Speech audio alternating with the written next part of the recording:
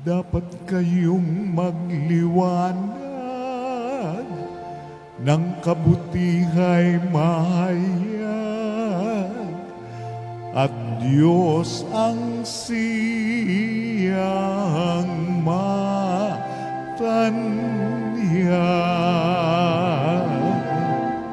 Hallelujah, hallelujah.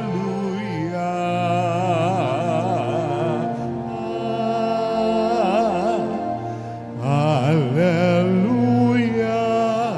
hallelujah.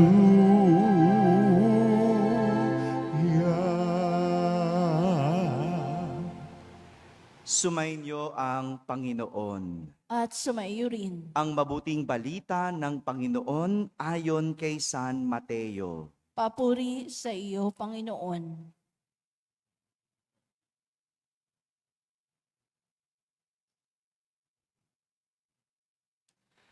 Noong panahong iyon, sinabi ni Jesus sa kanyang mga alagad, "Kayo ay asin sa sanlibutan. Kung mawalan ng alat ang asin, paano pang mapapanauli ang alat nito? Wala na itong kabuluhan, kaya't itinatapon na lamang at niyayapakan ng mga tao. Kayo ay ilaw sa sanlibutan. Hindi maitatago ang isang lungsod na nakatayo sa ibabaw ng burol. Walang nagsisindi ng ilaw at naglalagay nito sa ilalim ng takalan. Sa halip ay inilalagay ito sa talagang patungan upang matanglawan ang lahat ng nasa bahay. Gayon din naman, dapat ninyong paliwanagin ang inyong ilaw sa harapan ng mga tao upang makita nila ang inyong mabubuting gawa at luluwalhatiin ang inyong amang nasa langit." Mga kapatid, ang mabuting balita ng Panginoon. Pinupuri ka namin, Panginoong Hesukristo. Umupo ang lahat at makinig sa homilia. Isang magandang umaga po sa inyong lahat. Morning, Father. Magandang umaga sa mga nasa barangay. Magandang umaga sa mga nasa tahanan at nasa abroad na nagsisimba via online. Kasama kayo sa aming banal na pagdiriwang dito sa ating parokya.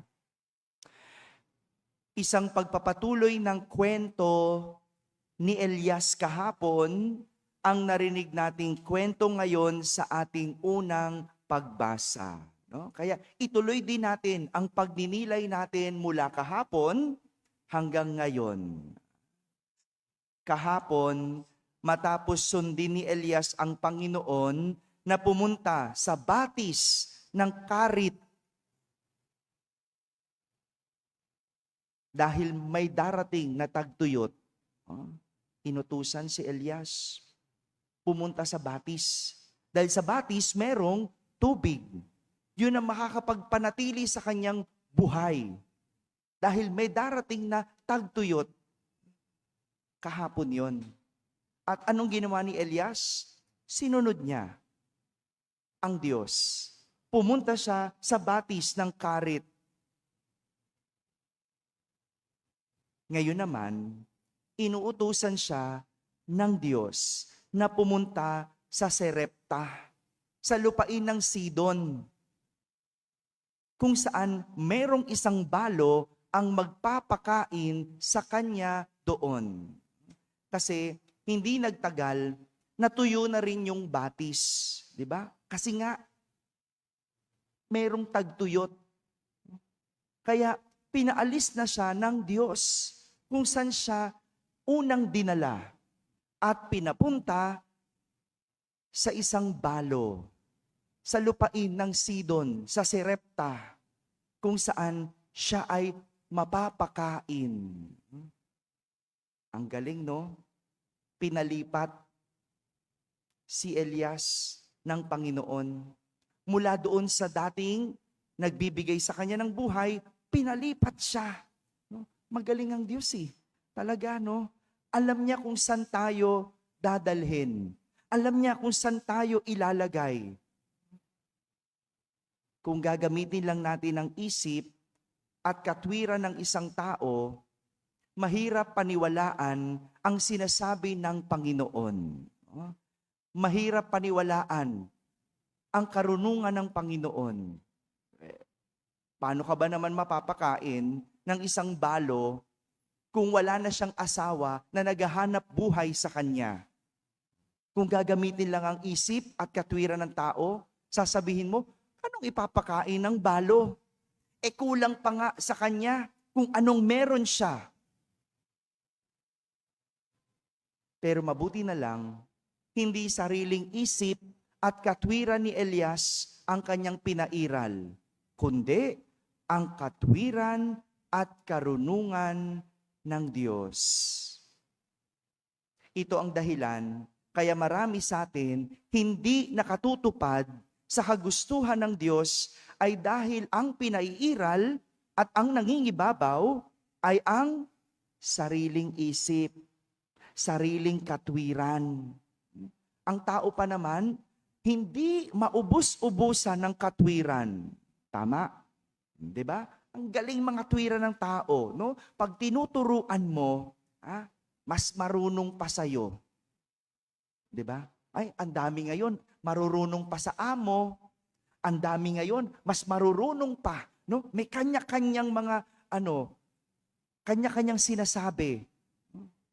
Hindi ka pa tapos magsalita, nangangatwiran na. Maraming ganyan, di ba? Kahit sa simbahan tinuturuan mo, hindi ka pa tapos. Meron na agad, sagot. Kaya yan ang problema Kaya hindi nakatutupad sa kagustuhan ng Diyos kasi ang tao laging nangingibabaw ang sariling katwiran, sariling isip. Hindi mo na sumunod. Hindi mo muna gawin. Hindi mo muna pakinggan. Kaya sa huli, hindi tayo nakapagbibigay ng buhay. Kasi napipigilan ang karunungan ng Diyos dahil sa ating mga katwiran.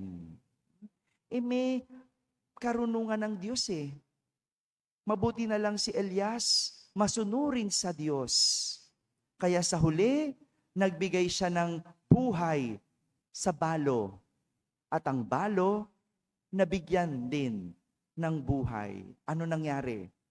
Napakain siya ng balo, at yung balo, dahil nagpakain sa kanya, hindi natuyo ang langis sa tapayan ng balo at hindi naubos ang harina sa garapon ng balo. Tingnan nyo, no?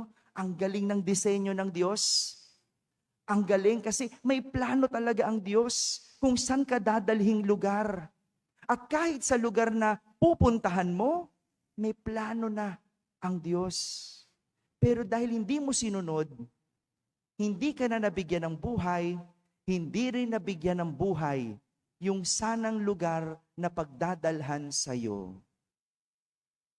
Yan ay dahil sa mga karunungan, katwiran ng tao, hindi marunong sumunod sa Diyos. Kaya nga, sa ating ebanghelyo, pinapaalalahanan tayo ni Jesus na maging asin at ilaw ng sanlibutan. Ang asin, ang natural, na nakapagbibigay ng alat at lasa sa pagkain. Sabi ko, natural dahil sa panahon ngayon, marami na ang naglalabasang pampaalat at pampalasa. May lasa, may alat, pero hindi natural. Pero ang asin, kahit maliit, mantakin mo, ang liit-liit ng asin, kahit maliit at kahit kakaunti, kayang magbigay ng buhay sa isang lutuin. Na-imagine nyo ba yon? Diba? Ang galing ng asin, no? Ang laki ng kawang niluto mo, pero ganun din ba kadaming asin ilalagay mo? Hindi, di ba? Kaunti lang.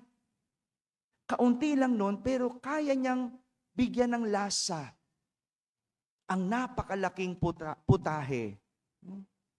At ganun din ang ilaw, Siya yung nagbibigay ng buhay sa isang silid o sa isang lugar. Gaano man kaliit ang ilaw, kaya niyang liwanagan ang madilim na lugar. Isipin mo naman, gaano ba kalaki ang bumbilya kumpara sa isang silid na napakalaki? Ano mas malaki? Silid o yung bumbilya? 'Di ba? Yung silid mas malaki, yung bumbilya kaliit-liit, pero kahit maliit, kaya niyang magbigay ilaw, kaya niyang liwanagan ang isang malaking lugar. Ganito, tumakbo ang karunungan ng Diyos. Mahirap unawain at mahirap abutin. Gaya ng asin at ilaw. Mahirap unawain kung paano ang asin, kung paano ang maliit na ilaw, kayang magbigay buhay. Di ba? Yun ba pinapaliwanag mo? O sige, ngayon, ilabas nyo mga katwiran nyo, paano ang asin na maliit kayang magpalasa?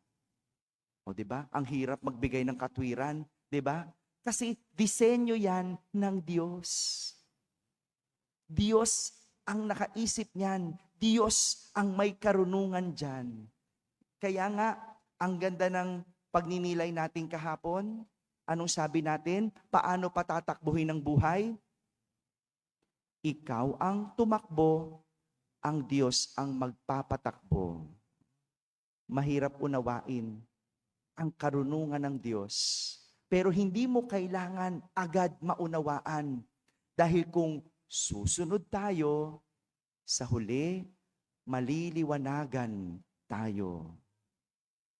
Mga kapatid, hindi man natin abot ang isip at hindi man natin maunawaan ang karunungan ng Diyos, pero sa ating pagsunod, natutuklasan natin unti-unti ang mga bagay na hindi maipaliwanag, pero sa huli, ating pinaniniwalaan.